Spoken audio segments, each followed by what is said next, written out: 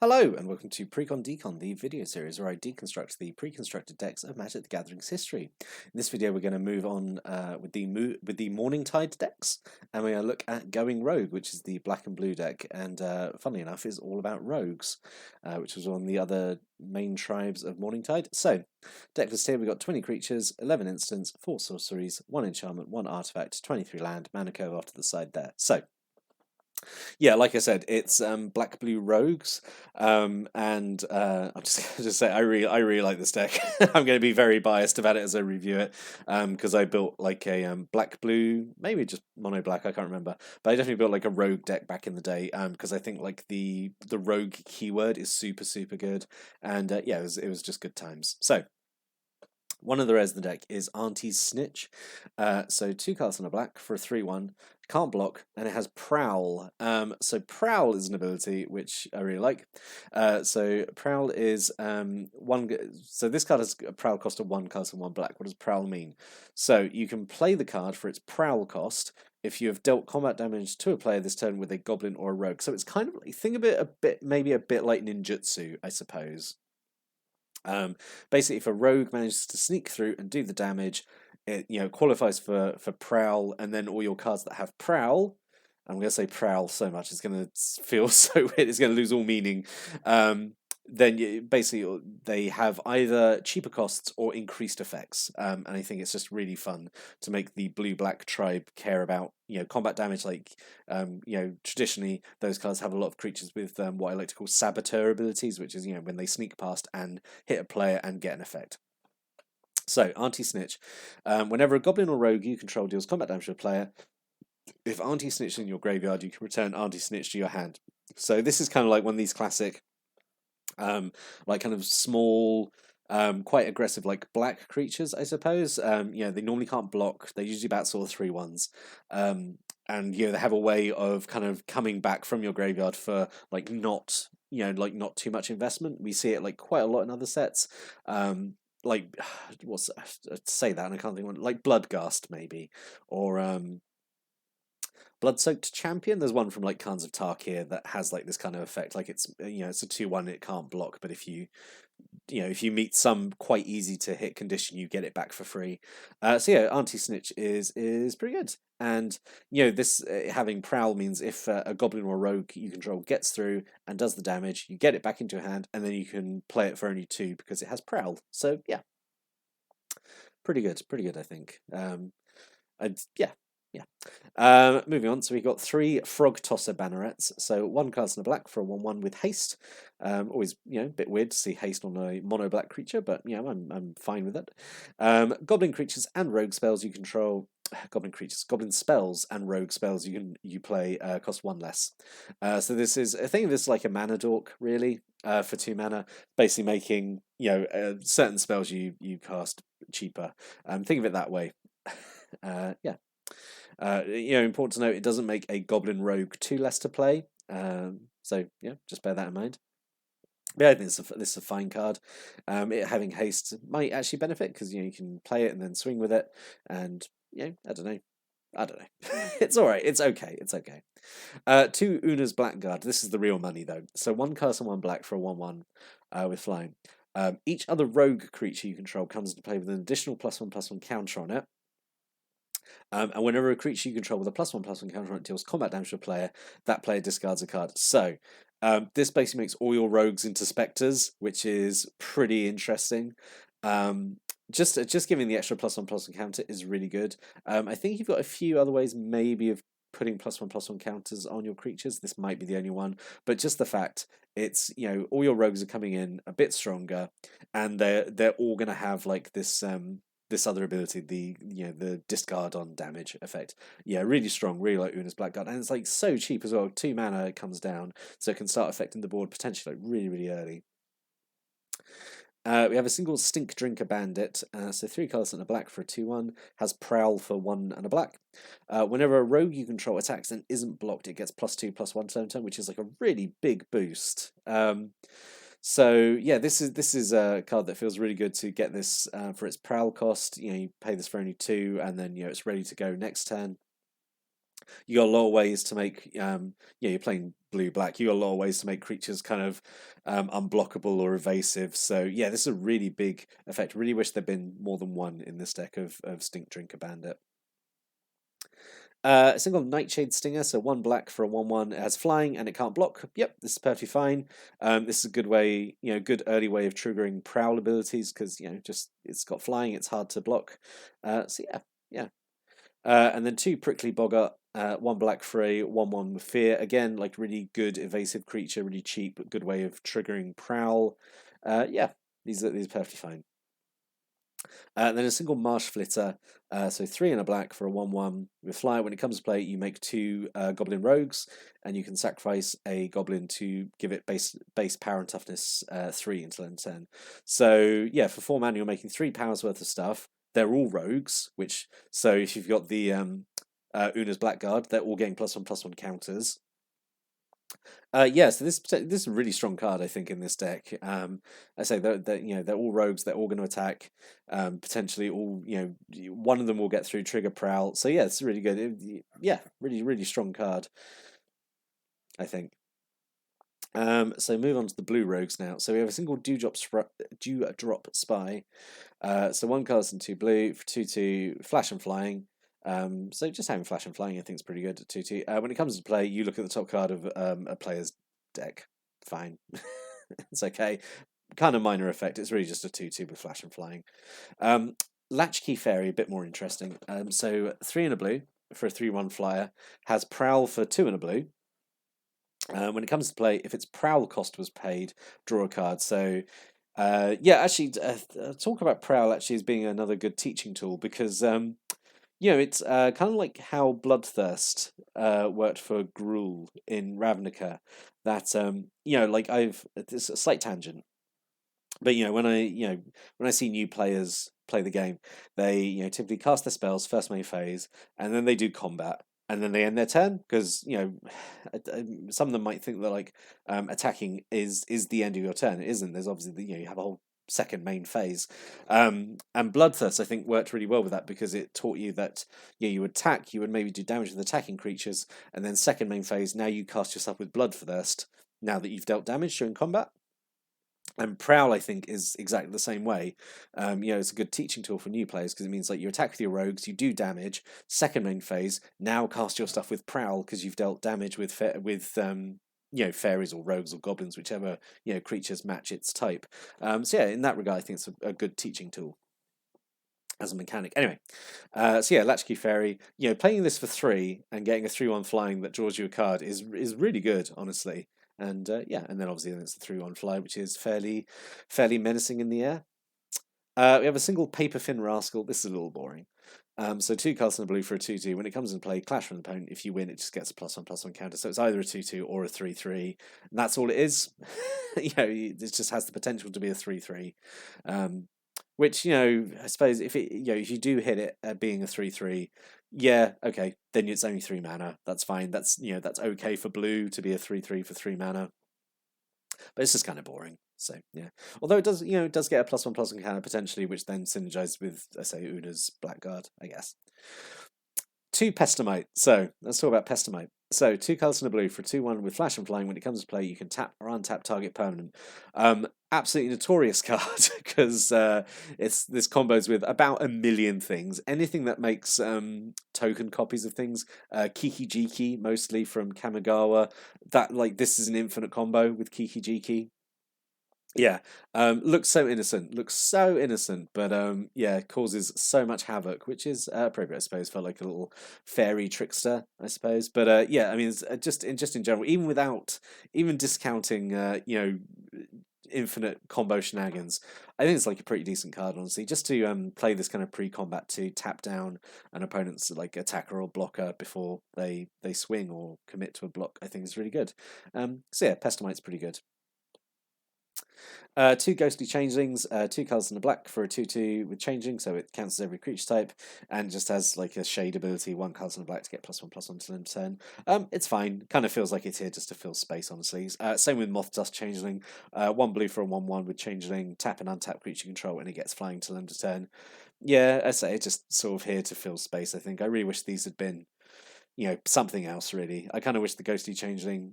There's two of them and they're uncommon. Like this could have been another Stink Drinker Bandit or like another Una's Blackguard or something. I don't know. It's just it feels like wasted potential. Single ego erasure. So talked about this in the last deck battalion. So two and a blue. It has changing, so it's a spell that's every creature type. And creatures target player control get -2, -0 to end turn, and lose all types. Like I said in the last video, losing all the creature types could potentially be stronger as an effect rather than the shrink effect. Just because, say, you know, we're in a tribal block here. There's so many effects that care about creature types. So removing creature types could potentially like completely, you know, dismantle a deck for a turn. You know, a single nameless inversion. This sort of does the same sort of thing, but it's more of a just a straight up kill spell. One and a black. For instant speed, target creature gets +3, -3, and loses all creature types till end of turn. So this is normally just a kill spell. But if you know you need to take away the creature types with a big creature, it could be done. This also can work as a kind of a janky pump spell if you've got a rogue that can survive the toughness drop, I suppose. But then the downside being it's not a rogue, so it's not going to count for anything else. I don't know.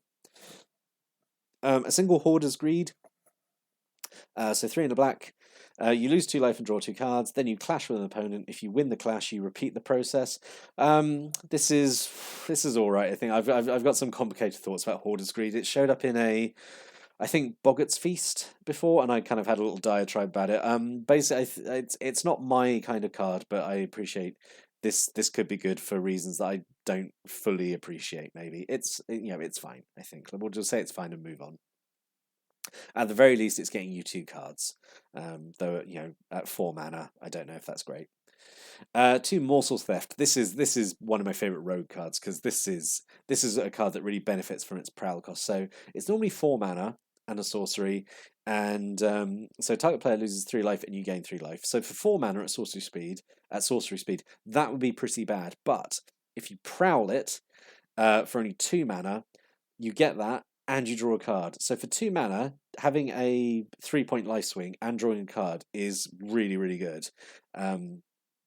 So yeah, this is definitely a card you would pay for its prowl cost if you could. So yeah, really, really good card. Kind of wish that again there'd been maybe more than 2 in the deck even. I would have been really happy if there were a full playset of this, because it can kind of just win out of nowhere. If you just attack with a bunch of rogues and you play 2 of these, 6-point swing and draw 2 cards. Yeah, pretty good for 4 mana. 2 Pepper Smokes, 1 black mana. Target creature gets -1/-1 till end turn. If you control a fairy, draw a card. Yep, it's fine. Kills X1s. Potentially gets you a card draw. It's fine. And then 2 a Violet Pal. So Paul, I don't know. 4 and a black.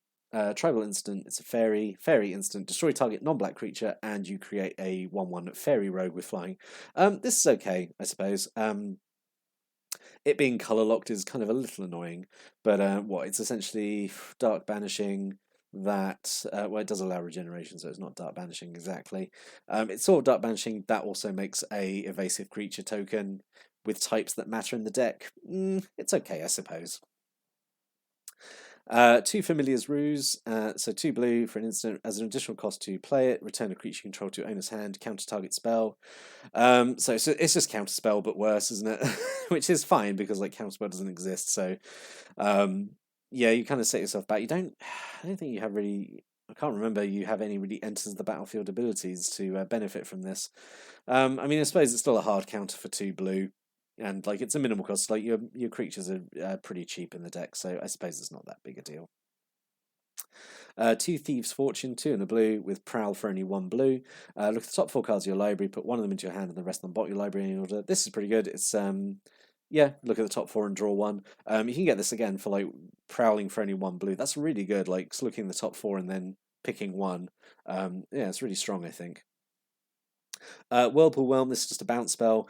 Bounces a creature, but if you clash with the opponent, if you win the clash, the creature you bounce goes on top of their deck instead of into their hand, which is okay. Some actually has maybe like a weird anti-synergy, in that you might not want to bounce it to their. You might want to bounce it to their hand because, like, say you got Una's Blackguard, making all your creatures cause discard. You might want it in their hand, so to potentially make them discard it. I don't know, but yeah, I think it's still a fine bounce spell. So the other rare of the deck is Notorious Throng. So 3 in a blue, but with Prowl for 5 in a blue. So a rare case where the Prowl cost is higher than its normal cost. So put X 1/1 Black Fairy Rogue creature tokens with flying into play, where X is the damage dealt to your opponents this turn. Okay, if Notorious Throng's Prowl cost was paid, you take an extra turn, which is super strong. So, like, we've gone from like basically no decks before have had like take an extra turns effect, and in Lorwyn block we've had two where like the two where they both had rares which let you take extra turn. Yeah, this is obviously very strong. If you can get it off with Prowl, because like you would basically only want to play this with Prowl, right? So you swing with your rogues. Maybe do, I'd say even if you do like 2 damage, this is worth it, because then you're making 2 tokens and you're taking an extra turn. Like just I would say just paying 6 mana to take an extra turn is fine. Yeah, and the fact that it also then makes creature tokens as well.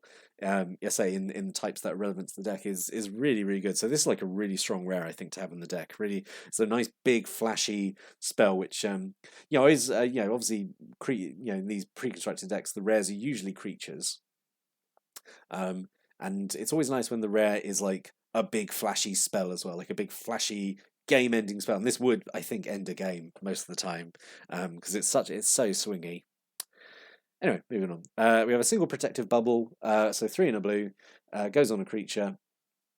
It's an aura, and the enchanted creature is unblockable and has shroud. So it's just like, nope, this is just happening. This you can't do anything about this. This is just happening now. You can't touch this creature. He's just it's going to get through and it's going to hit you, and there's nothing you can do about it. So obviously this is a great way of triggering Prowl. Because you just put on a rogue and it's unblockable. So yeah, it's fine. And then a single cloak and dagger. So it's an equipment. It's a rogue equipment for 2. Equips for 3. Equipped creature gets +2/+0 and has shroud. And whenever a rogue creature comes in play, you can attach cloak and dagger to it. This is okay. I think out of all the tribal equipments, this is still good, but I think it's maybe the weakest out of the set of 5. It's still good. So giving the power boost and shroud is fairly decent effects. So what could have been? So it's really the deck's really using, I think, the best blue and black rogues that could be used, really. So there's not really much I can suggest. So Distant Melody, I'm always going to suggest Distant Melody in these tribal decks that include blue, because this would just draw so many cards if you choose like rogue or goblin or fairy or whatever. So yeah, Distant Melody I think could have been in here. Earwig Squog, I think this could have been in here instead of Auntie Snitch, because so 5 mana for a 5/3 has Prowl for 3. When it comes into play, if the Prowl cost was played, search your opponent's library with 3 cards and exile them, which is that's super mean. Not only are you getting a 5/3 down for only 3 mana, but you're also then going through your opponent's deck and being like, yep, get rid of these 3 cards, you can't have them, which is it's super mean. But you're playing blue black, you've committed to being mean. So I think this could have been in here instead of Auntie Snitch. I think that would have been a good rare creature to have. And then we have Moonglove Winnower. It's just 2/3 with Death Touch. But that's fine. Just to have a rogue who can maybe punch up a little bit, and that people are going to be, your opponent's going to be maybe a little reluctant to block, and then it gets through and does Prowl damage, and and then it all fires off from there. So yeah, that's pretty much all the only rogue cards I can think of. I couldn't think of any other sort of like good rare rogue cards that could go into the deck. But it's a shame. Morningtide obviously has like quite a small card pool, so I don't think there was really any other cards I could have suggested here. But anyway, moving on. So in summary, I think it's pretty good. Some of the card selection is a little iffy. I don't like there's the sort of the changelings in here. Honestly, I kind of wish there had been more copies of different rogues. But overall, I think it's like pretty solid. And I really like the Prowl ability. Like there's a few. I think it pretty much used all the cards with Prowl. I think there's maybe one. I think there's like a discard spell that has Prowl, but it's fine. I think it's pretty decent. Uses small evasive creatures to sort of get card advantage. I think it's pretty solid. Who doesn't like sneaky rogues? But that's my thoughts on the deck after looking at it. What are your thoughts on the deck? Did you have this deck? Do you have thoughts, opinions, stories related to it? Put a comment below, share your stories and opinions and thoughts, and I'll read them because I like to read every comment. But I'll be back next time. I'm going to look at another Morningtide pre-constructed deck. But until then, thanks for watching and listening, and have a good day.